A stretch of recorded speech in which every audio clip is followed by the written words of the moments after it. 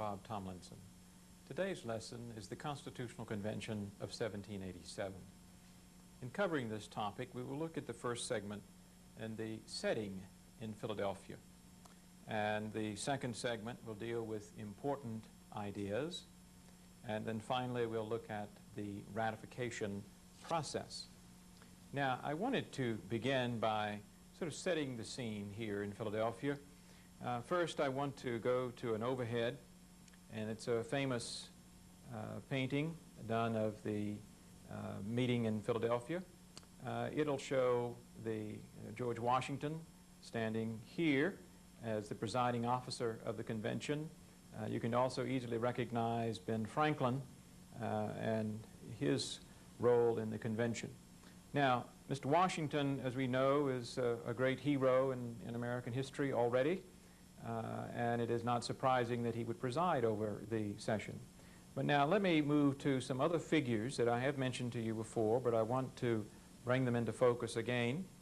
First, we have James Madison. Madison was perhaps the top scholar of the delegates at Philadelphia in 1787.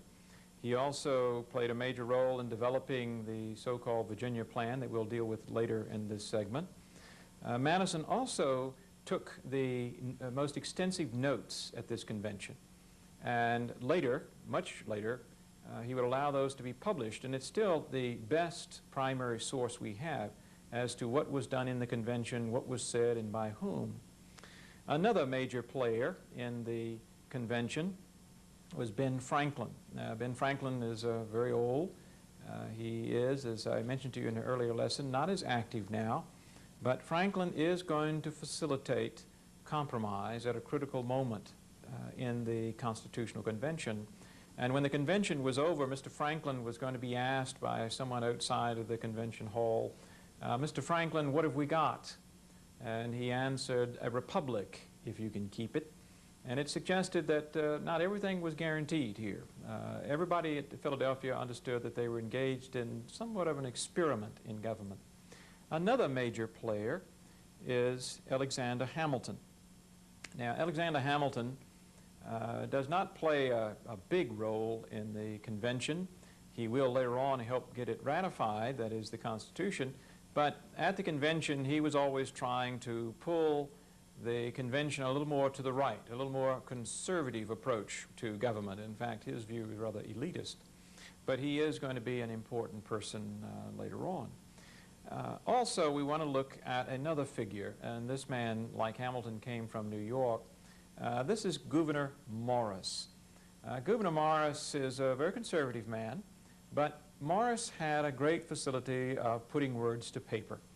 In some ways, his ability reminds us of the skill that Thomas Jefferson brought to writing the Declaration of Independence. But Gouverneur Morris is going to be the person that the convention will ask to actually write the document. And it's worthy of noting, I think, that Gouverneur Morris would later write to his friends when the work was over. Writing this document wasn't hard. It was sort of a piece of cake for most parts. But there were some elements of the Constitution, he said, where the convention really never developed a consensus. And he said, I had to fudge. I had to write in such a way that one group would interpret it one way and another group would interpret it another way. And he did. Now, that was good to get it through the convention. However, it's going to create some real constitutional debates later on that eventually, indeed, will be involved in serious disputes in American history. Now, let me start talking about the convention by looking at the purpose.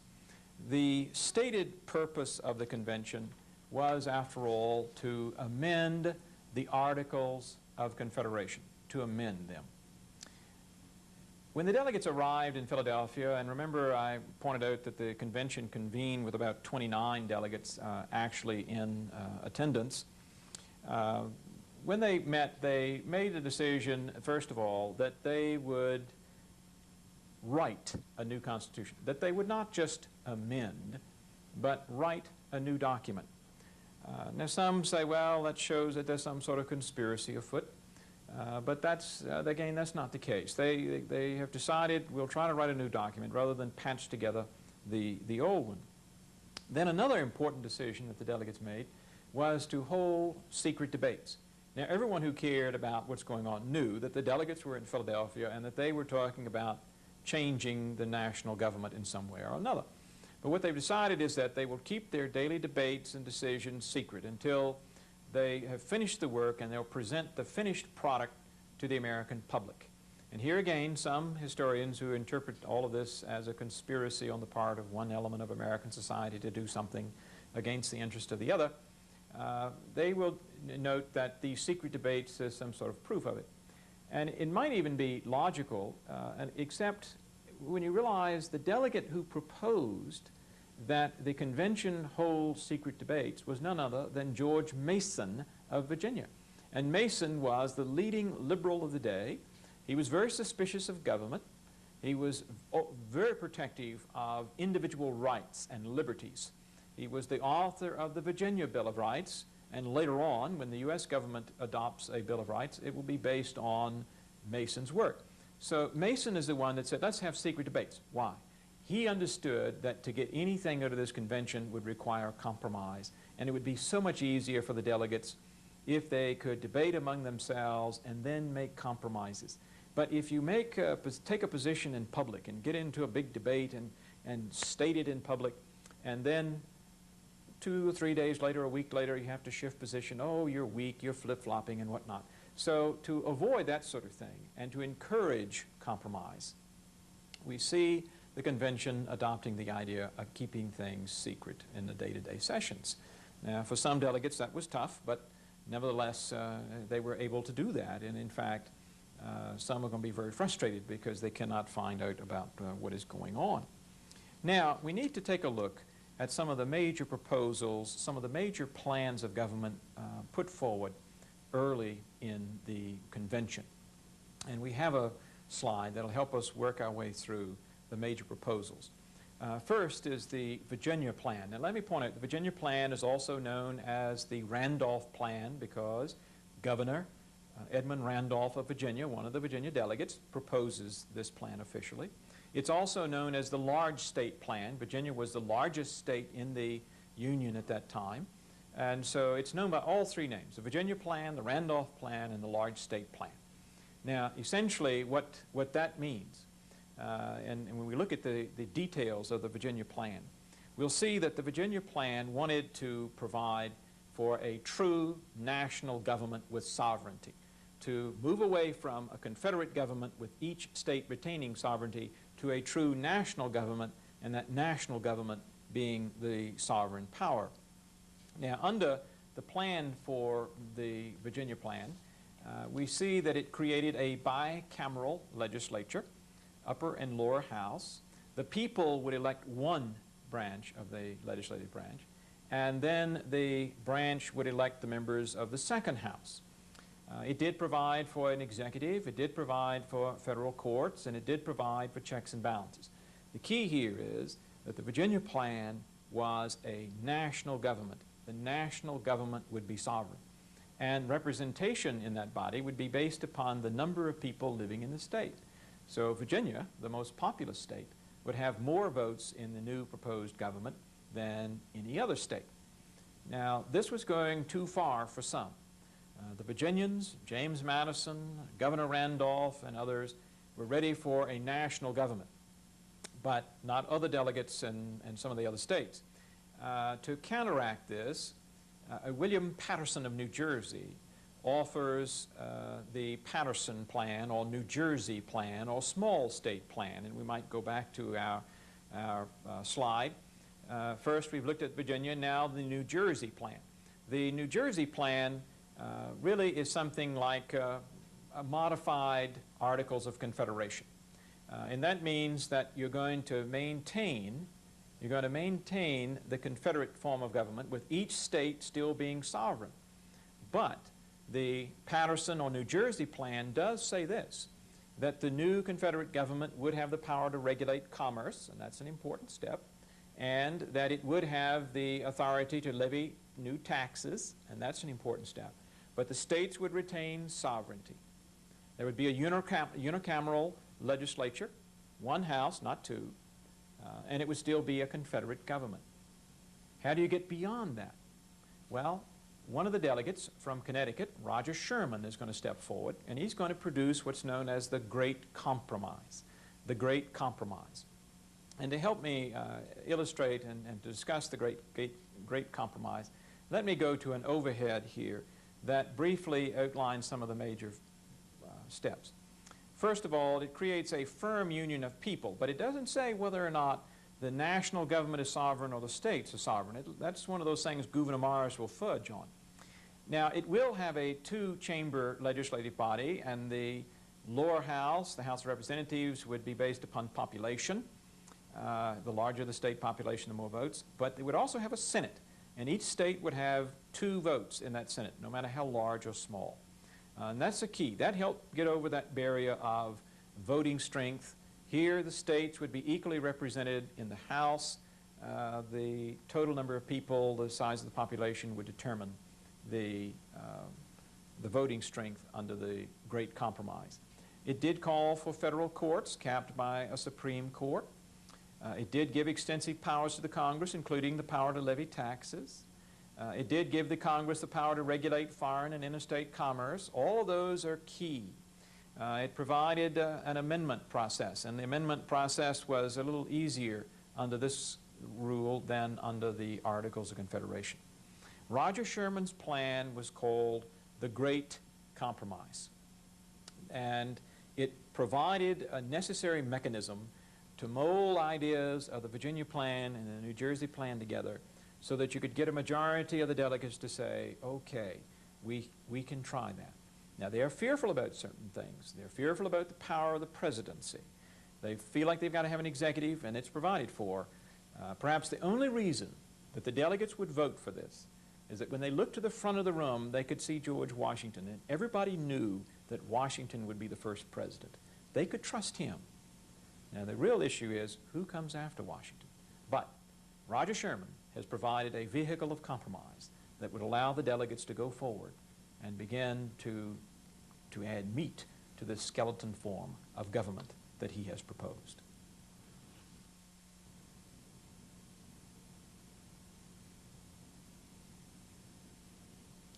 In this segment, I'm going to cover some important ideas discussed at the Philadelphia Convention in 1787. And I'm going to use my overhead to help us work our way through this. The first major idea or important idea I think we need to look at concerns the nature of society. What sort of society did the delegates see in America in the 18th century? Most of the delegates believe that the society of America in the 18th century was very different from the society in Europe.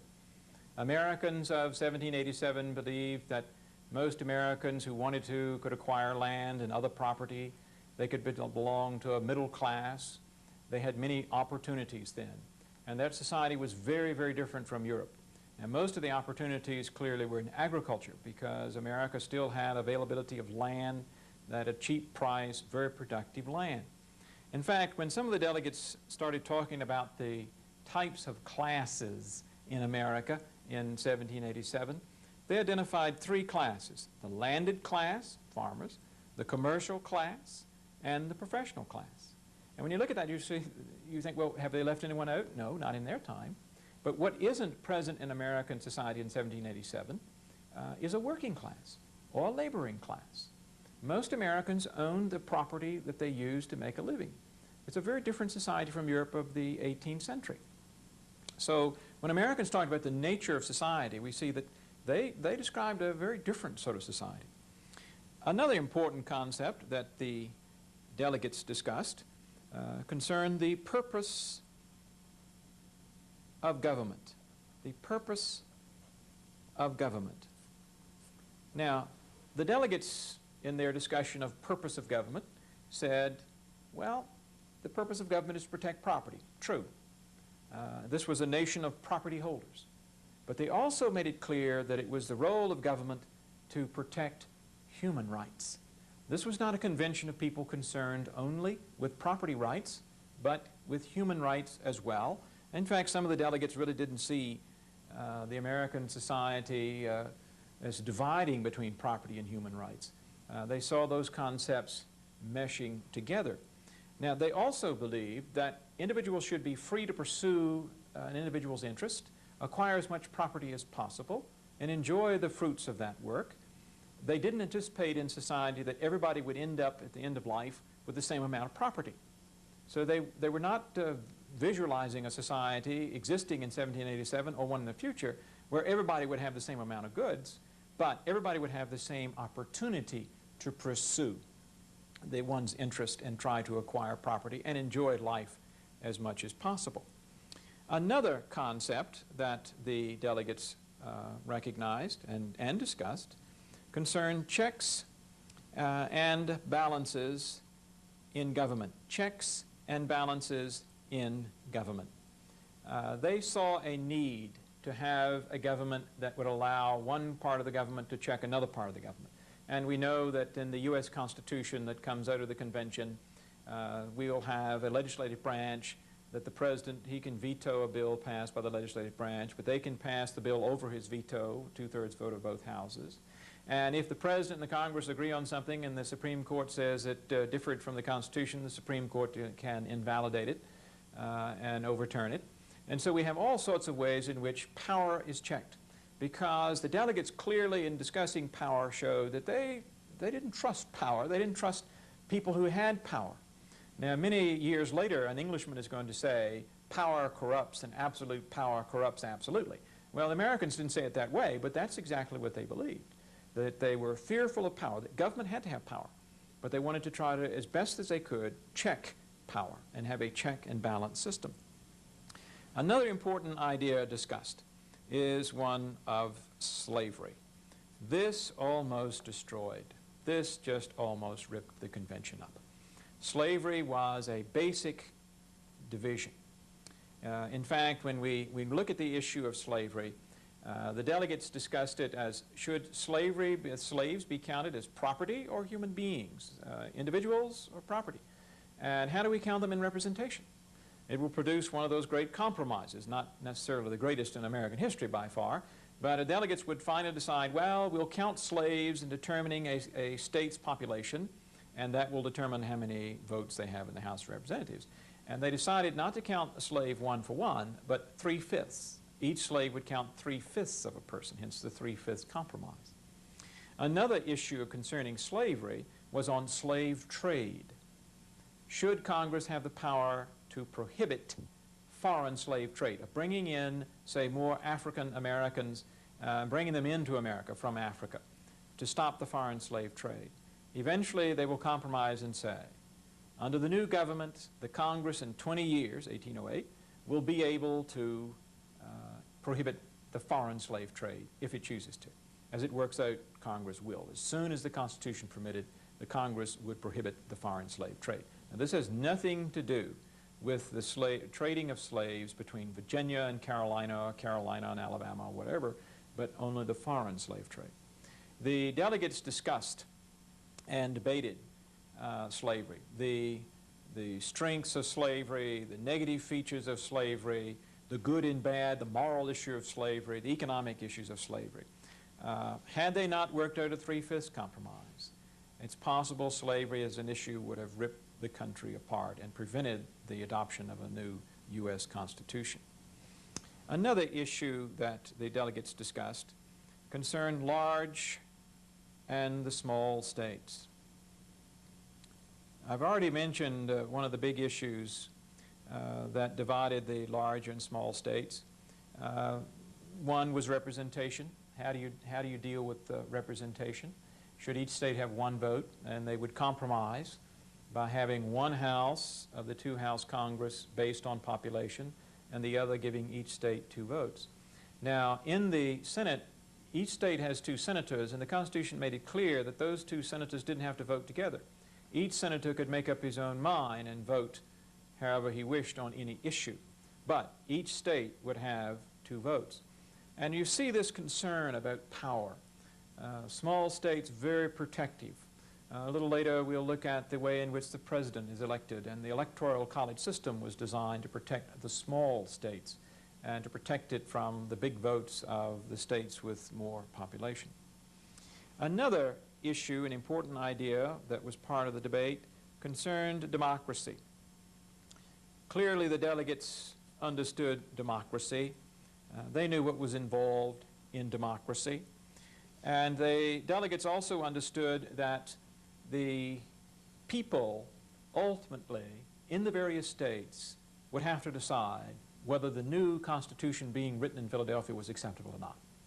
In fact, over and over in the debate, you see that they were talking about, we must be careful here.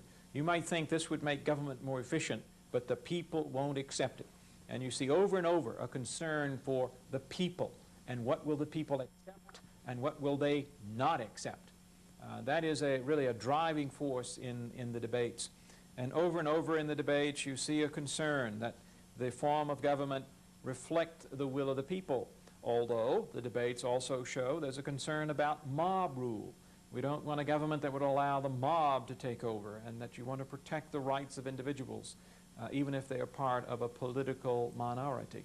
All of these ideas are debated, and it shouldn't surprise us because these are people who had formed state governments and written state constitutions and amended state constitutions.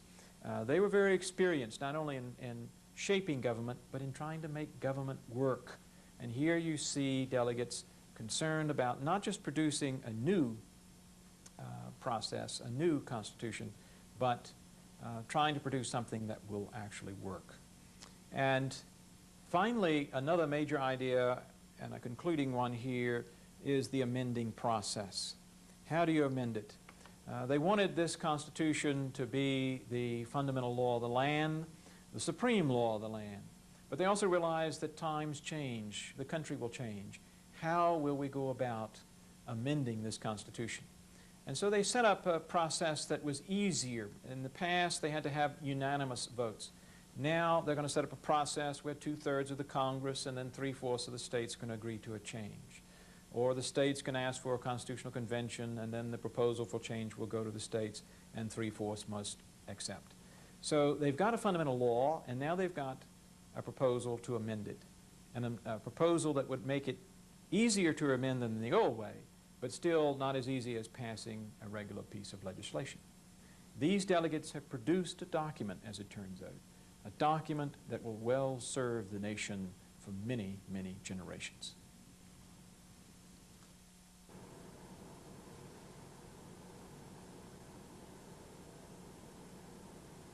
In this segment, we're going to look at the ratification process of the U.S. Constitution.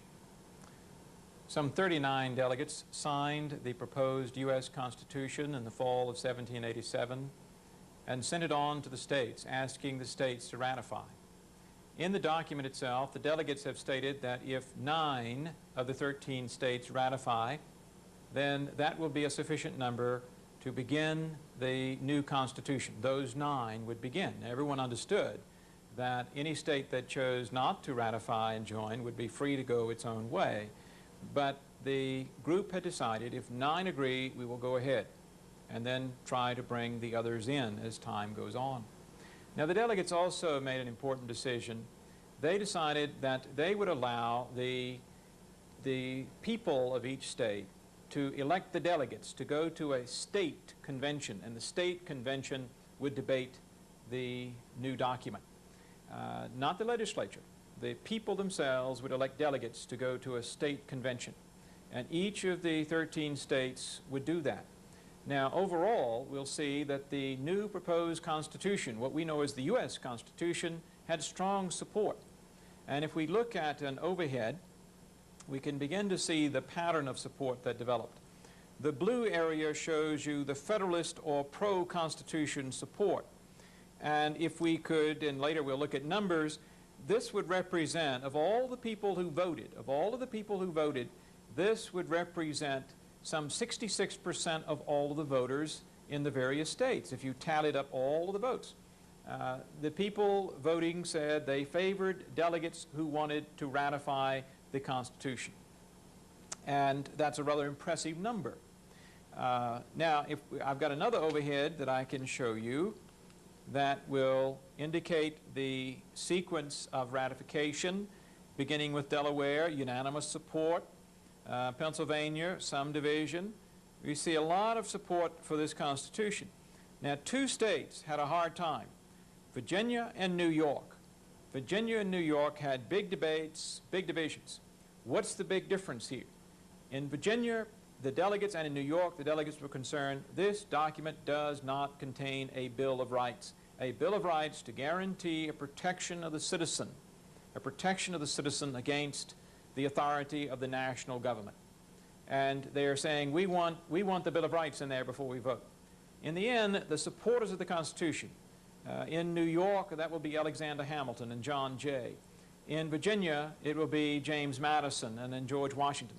They will indicate that the delegates will, if the states will ratify, as soon as the new government convenes, the new Congress would propose a Bill of Rights and send it right back to the states so that the people in the states would have a chance to add a Bill of Rights to the new Constitution.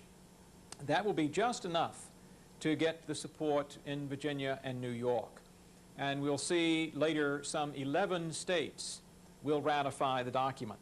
Let me look at another overhead, and we can see a contemporary political cartoon of such that tells us 11 will go ahead and ratify rather quickly, 11 states, but 2 will hold out for a while, including North Carolina and Rhode Island. Now, of course, they later joined, but initially 11 states would go through the process of electing a new Congress and implementing the new government. Americans had become convinced in these 11 states that this new Constitution was okay, that it was acceptable. James Madison, Alexander Hamilton, and John Jay had produced some very important articles called the Federalist Papers, some 85 different articles. And they had argued the strengths of the new government and the weaknesses of the old government. They had pictured for Americans the choice, which is stronger, which is better for us. And in the end, the arguments of Hamilton and Madison and Jay and George Washington and Ben Franklin and others will be enough to sway the majority of the delegates in all of the states to say, yes, this document is worth trying. They weren't sure, but they were ready to begin the experiment of Republican government under the U.S. Constitution.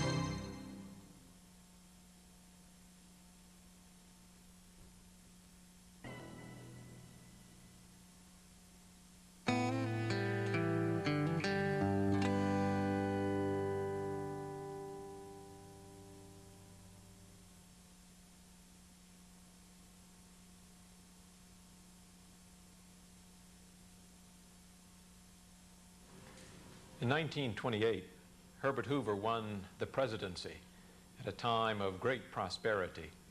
He and the nation both were extremely optimistic about the future. Let's take a look at what happens in the Hoover administration. First, it begins with optimism, and the little factory off to the left there symbolizes a booming economy. Let's take a look at the victory that Herbert Hoover won. Let's go to the slides and first take a look at the picture of Hoover as a young man who was vigorous, had already long before 1928 obtained the reputation of a great administrator, very efficient man, and a progressive, sort of in the mold of the Woodrow Wilson progressivism. In 1928, he ran against Al Smith of New York. And we have a picture here, one of the campaign slogans, here Smith on the left. He was the Democrat candidate in 1928. And we need to take a look at a couple of the issues that the campaign of that period covered. First of all, in the campaign, Herbert Hoover and his running mate emphasized prosperity in America. America had had a good decade in the 20s for the most part, and it appeared that the 1930s would be even better for the country and for what was called the Republican prosperity. One of the issues that the campaign did focus on from time to time was the issue of dry versus wet. Herbert Hoover was a dry, and in the 1920s that meant he favored prohibition. He did not want to repeal the amendment that had enacted prohibition in America.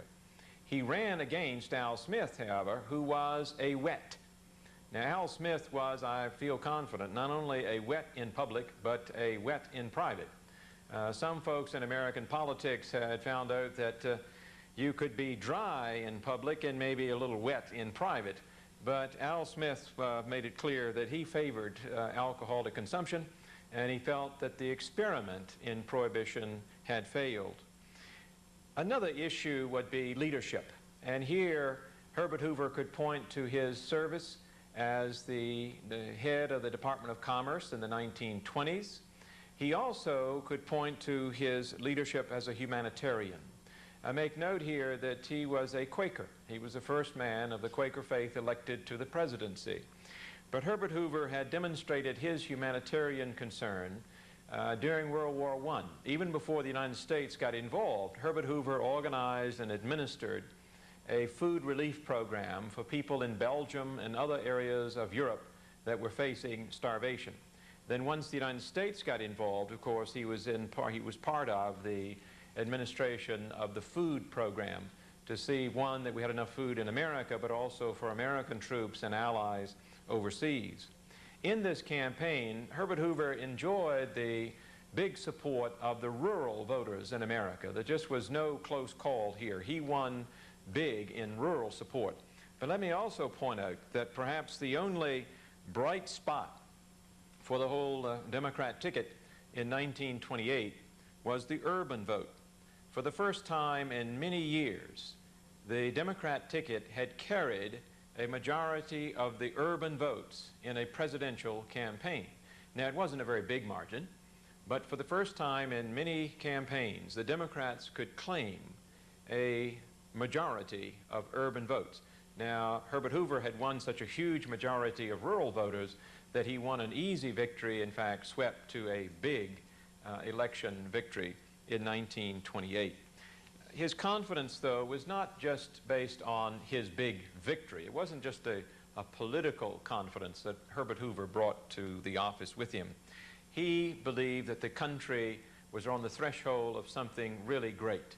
And to get an idea of what he's thinking, let's look at his inauguration day, March 4, 1929, and look at some of the issues that he chose to emphasize in March of 1929. He could point out, of course, that the country in 1929 was at a time of no world crisis, that the economy in America was booming, and not only was it good now, but it was going to be better later on. He predicted, in fact, an end to want, an end to poverty in America.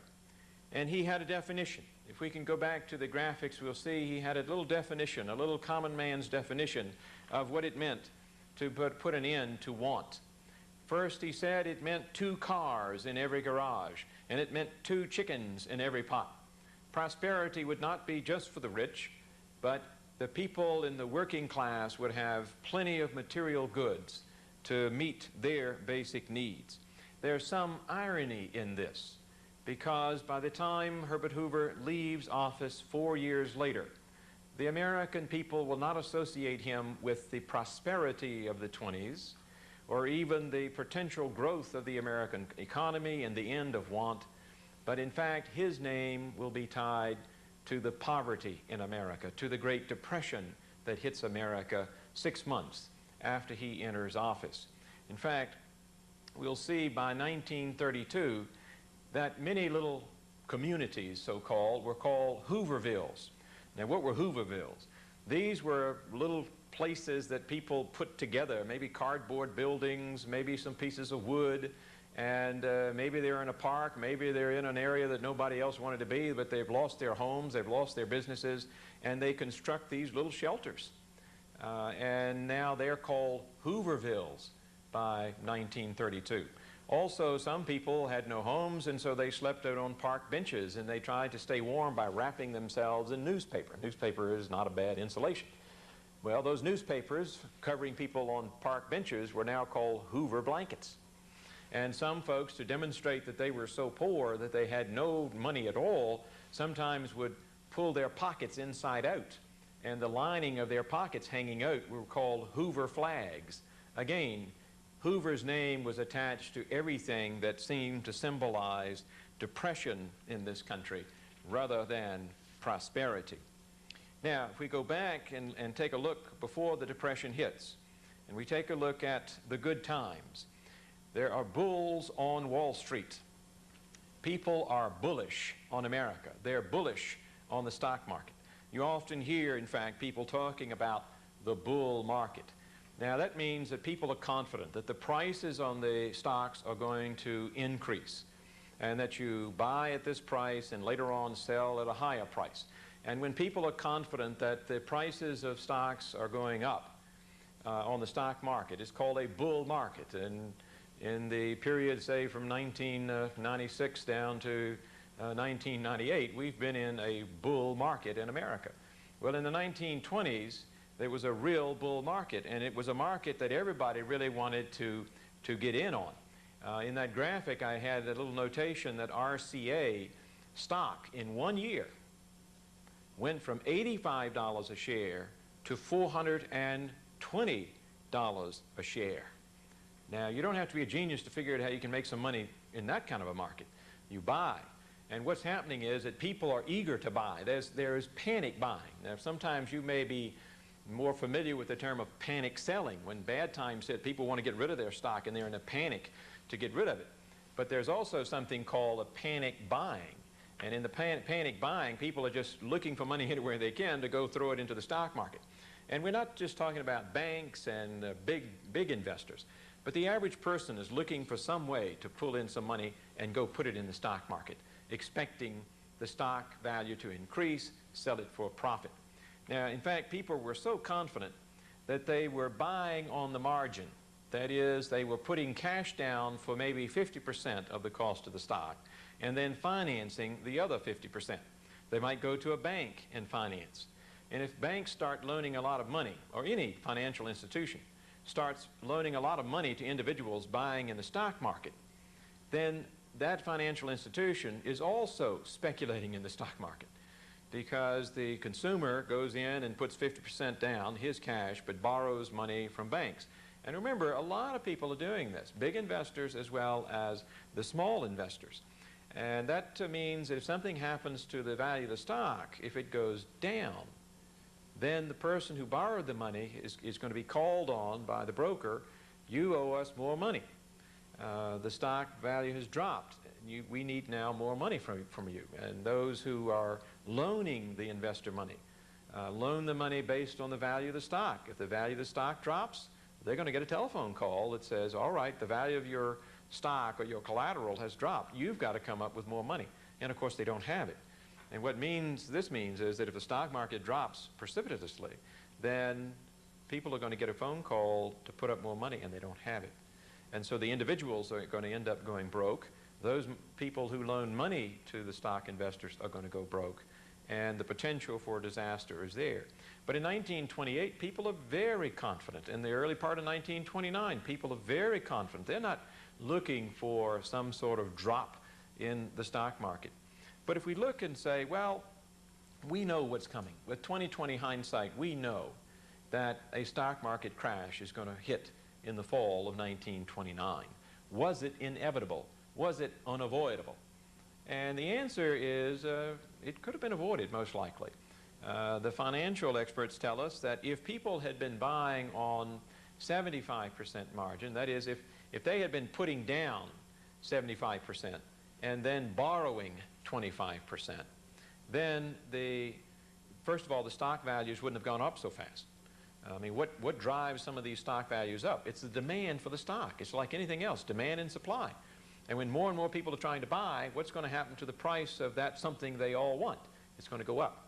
If you say you've got to put down 75%, then you cannot drive that price up. Demand for that stock is not going to be as great. And so the price isn't going to go up so precipitously as so many stocks did in this period, 1928 and the first part of 1929.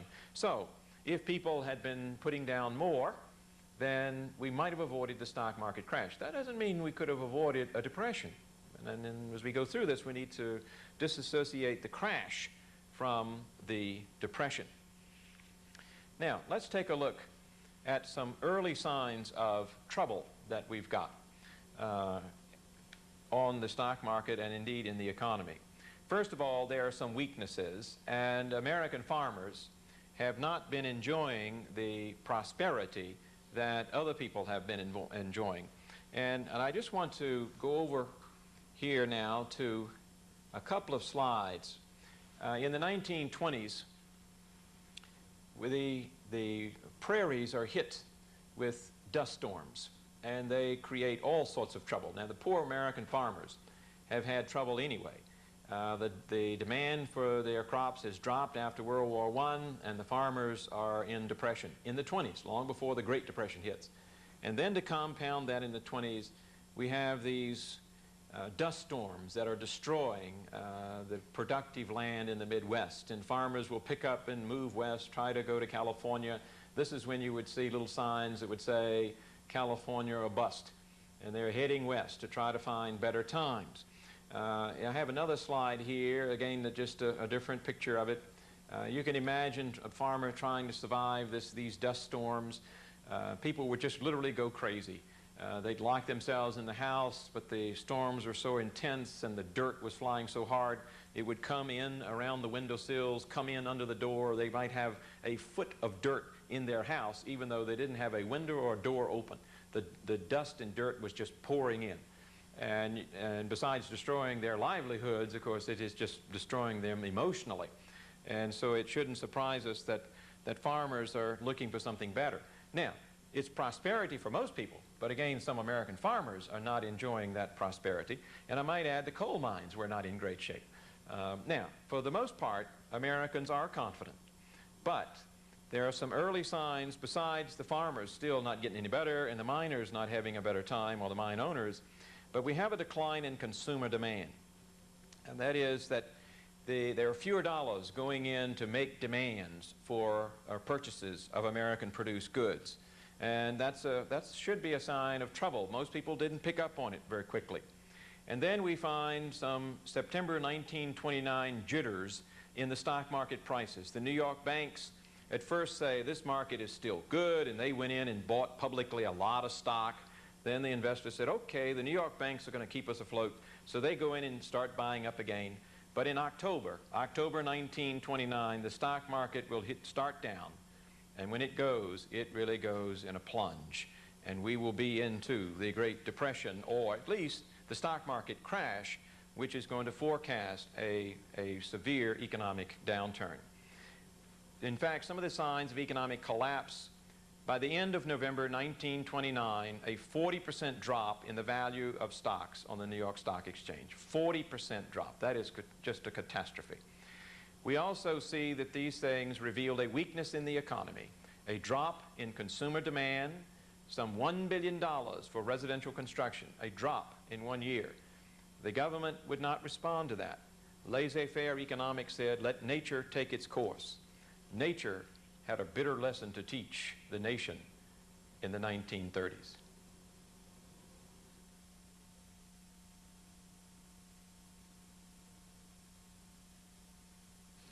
Once the stock market crashed in 1929 and continued to sag, the overall economy continued to sag as well. Sometimes we can have a dramatic drop in the stock market and not have an economic problem, not have a recession or depression. But in 1929, the drop in the stock market accurately reflected deep-seated weaknesses in the American economy. And as the economy began to deteriorate, as deflation set in and the economy shrank, we see some effects rippling out from the initial downturn. First, there's panic in the banking industry.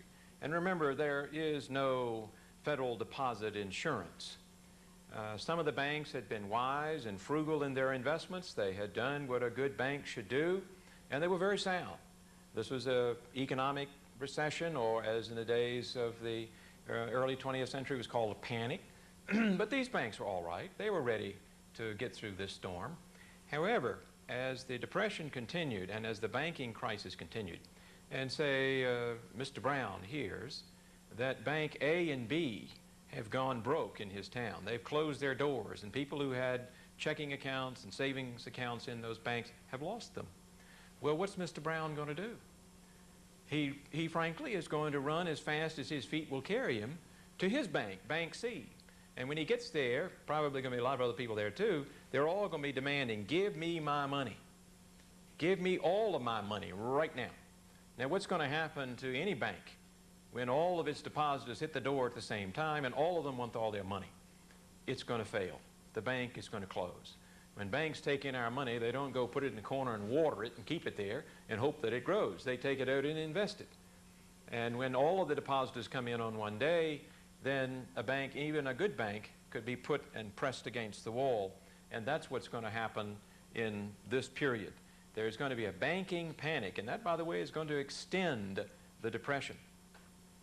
One of the most natural reactions to this is, well, we're in a hard time, so we need to cut back. Businesses will have to cut back. They will cut back on wages.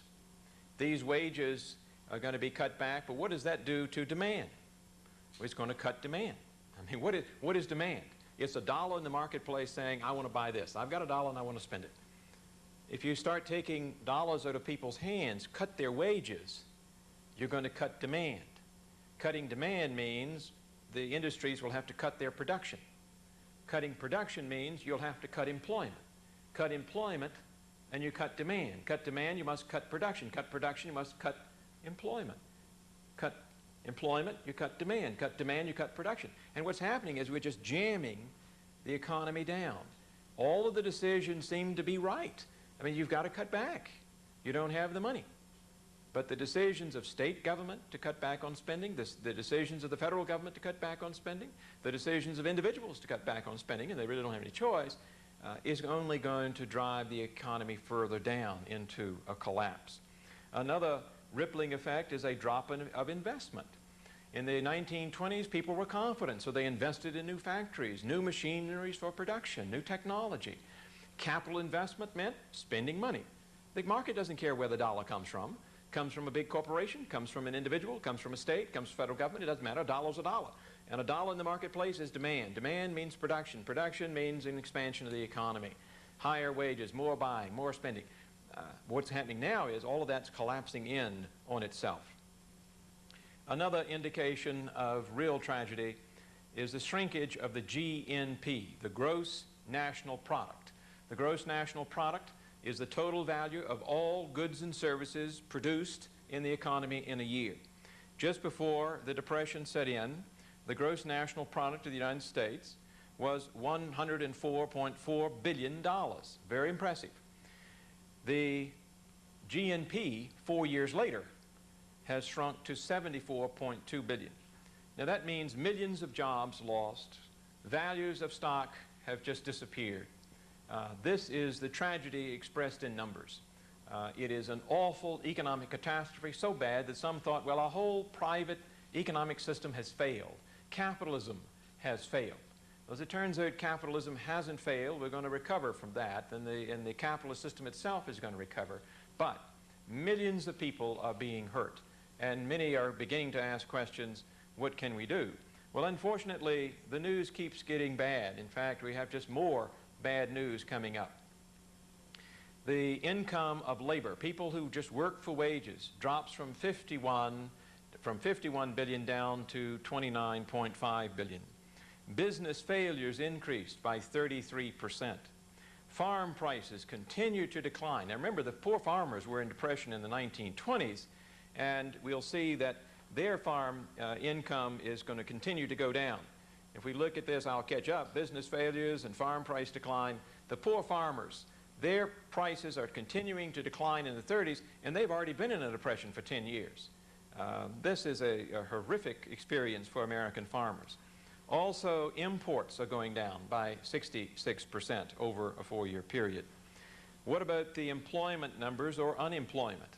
The unemployment figure in 1929 was about 3.1%.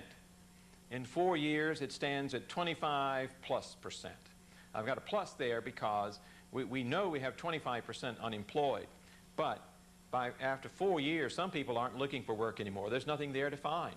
And so they drop off the charts. They're not even counted. We may have had as many as, say, 30% nationwide unemployed. And that doesn't help us deal with the underemployed. What about those people who are working but are not working in an area that they really are trained for? They're not using all of their skills. Just to let me give you an idea, let's go over here to our slides and we'll see what I'm talking about. This shows a man on a street corner. He indeed may have been a salesman, he may have been a manager, but how's he trying to live now? He's selling apples on the street corner. Well, somebody might say he's employed, but he is underemployed, and our numbers don't tell us much about that. We also associate with the Depression another picture I've got on the slide here. This is a soup kitchen. These are found in all of the major cities of America. People who had been formerly employed now are unemployed. They've lost their homes as well as their jobs. Indeed, some have seen their families break up. This is the tragedy of the Great Depression. I might add, with the families, initially when the hard times hit, the families pulled together. But after 2 and 3 and 4 years, then many of the families begin to break and to splinter, as people just can't understand why times can't get better. I've mentioned the unemployment rates for the nation. Some of the cities might tell you just how bad it was. In Chicago, the unemployment rate at the height of the Depression, 50%. In Cleveland, the big industrial town in the Midwest, 50% unemployed. In Toledo, Ohio, a thoroughly industrialized town, 80% of workers unemployed. These are hard times indeed. Now, with this hard time, how can we explain it? Why do we have it? First, we can look back and say that when a decline in the demand, a decline in the economy occurred, and there was no government action to stimulate demand or to stimulate investment, then the economy continued to drop, continued to collapse, and it was going to be a long time getting back from it. Another is too much attention during the 20s had been put on production. How can we maximize production? And not spending enough time on looking at demand. What's happening to demand? Productivity in companies on the average went up 43%, 1919 to 1929, yet wages remained relatively stable. And so nothing much was done with demand. Looking at productivity, you could say, well, we could increase wages and even cut prices to stimulate demand. But neither of those was done to any great measure in the 20s. There was simply too much emphasis on production, not enough on the demand side of the economy. And also we see that there were just some deep-seated weaknesses, a poor distribution of income. The American income was moving more and more top-heavy. A very small percentage of the top control a lot of the income and wealth in the country. Now, there's nothing wrong about that. There's nothing evil or unethical. But from an economic standpoint, if people don't have dollars, they cannot spend. And this sort of uneven economy and uneven distribution of income produced something that I want to try to just illustrate here with my little crude drawing. I've demonstrated here in the 20s the American economy became dependent upon 2 areas of spending: luxury spending and investment in capital goods. Now, when trouble comes, where do you think the first 2 areas people will cut back on spending? Where do you think they will cut back? They will cut back on luxury spending and capital investment. And so the 2 big props of the economy are going to go down real hard as soon as the storm clouds appear. That is going to help explain why it was so hard to get out of this depression. What about Hoover and the Depression? First of all, we could say Mr. Hoover named it. Initially, people called economic downturns, they called them panics. Well, Mr. Hoover didn't like that term. He said, look, this is not a panic. This is like a depression. You get up one morning, you're a little depressed, but by the afternoon, you get over it and things go on. Of course, later, depression is going to be associated with what happens, and depression gets to be a much tougher word, a harder word than recession or panic ever was. But more to it, what did he do? At first, he felt the president and the federal government had a very limited role to play, that private charity and the states should jump in and take care of people who were hurt. He believed in laissez, faire, let nature run its course. The federal government shouldn't be handing money out to people. The federal government shouldn't be trying to manipulate the economy. The Congress passed the Hawley-Smoot tariff. That was a protective tariff. All that did was to cut demand for American goods by cutting off foreigners who would buy American goods. If you make it hard for foreigners to buy in America, they're going to make it hard for you to sell over in their country. He and the Congress rejected the call for an early payment of the bonus to World War I veterans. When we look over and see, at the end, what did Hoover do? He begins to see that his laissez-faire economics is not working. And he begins to use public money to try to stimulate an economy. That's a big thing for him to do. But the states, when he is spending more, the states are cutting their spending. And we'll end up seeing a negative growth in the spending of government to try to increase demand in the American economy and to try to pump the economy back up. Hoover, too late, has figured out a method that he could use. Solving that problem will be for another president.